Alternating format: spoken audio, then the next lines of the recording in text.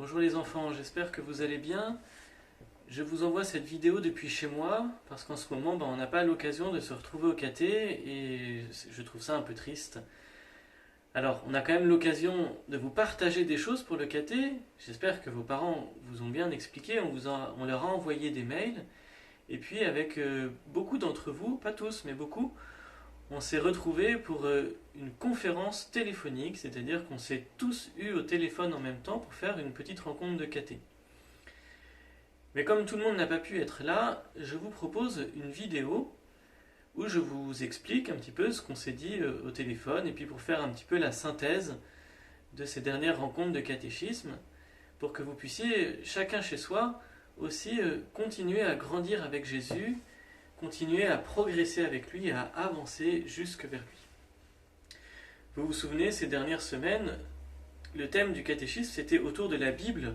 On a essayé de comprendre d'où venait la Bible, qu'est-ce qu'il y avait dedans, qu'est-ce que ça signifiait. Et on a surtout essayé de comprendre pourquoi est-ce que la Bible, c'est la parole de Dieu. Vous vous souvenez, on l'avait dit, et puis quand vous venez à la messe, vous en faites l'expérience.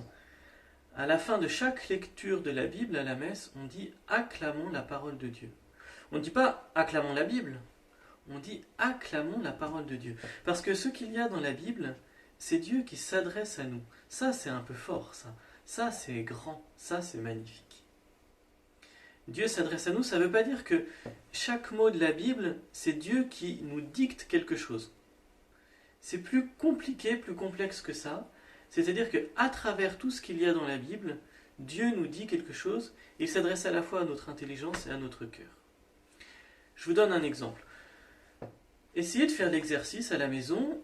Vous lisez un texte de l'Évangile, une histoire de Jésus par exemple. Et puis ensuite, vous faites ça en famille avec les parents, les frères et sœurs. Et ensuite, chacun va dire quel est le mot qui l'a le plus touché, quelle est l'expression, la phrase, le paragraphe qui l'a interpellé, qui l'a aimé.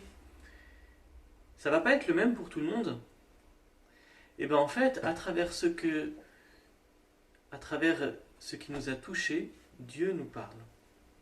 Ça, c'est quelque chose qui est fort. Parce que ça peut marcher à l'âge du catéchisme, ça peut marcher quand on est plus grand, ça peut marcher quand on est adulte. Dieu s'adresse à nous tous, Dieu s'adresse à chacun à travers la Bible. Encore faut-il que nous l'écoutions. Alors moi, c'est ce que je vous propose dans ces temps où on est un peu confiné à la maison. On a plus de temps pour faire autre chose que les activités habituelles, puisque les activités habituelles sont suspendues. Alors essayez de toujours plus découvrir ce qu'il y a dans la Bible.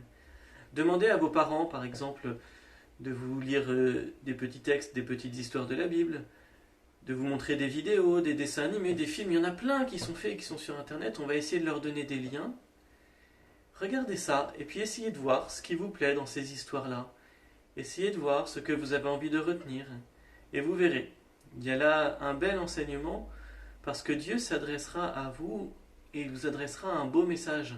Celui qu'il vous aime, celui qu'il souhaite vivre avec vous, en alliance avec vous, lié à vous. Alors voilà, c'était mon message pour aujourd'hui. Bientôt nous rentrerons dans la fin du temps du carême, en particulier la semaine sainte, qui sera certainement vécue de manière un peu particulière cette année. Alors j'essaierai de vous faire une vidéo aussi pour ça. Voilà, je vous souhaite une bonne journée, je prie pour vous et je compte aussi sur votre prière. À bientôt.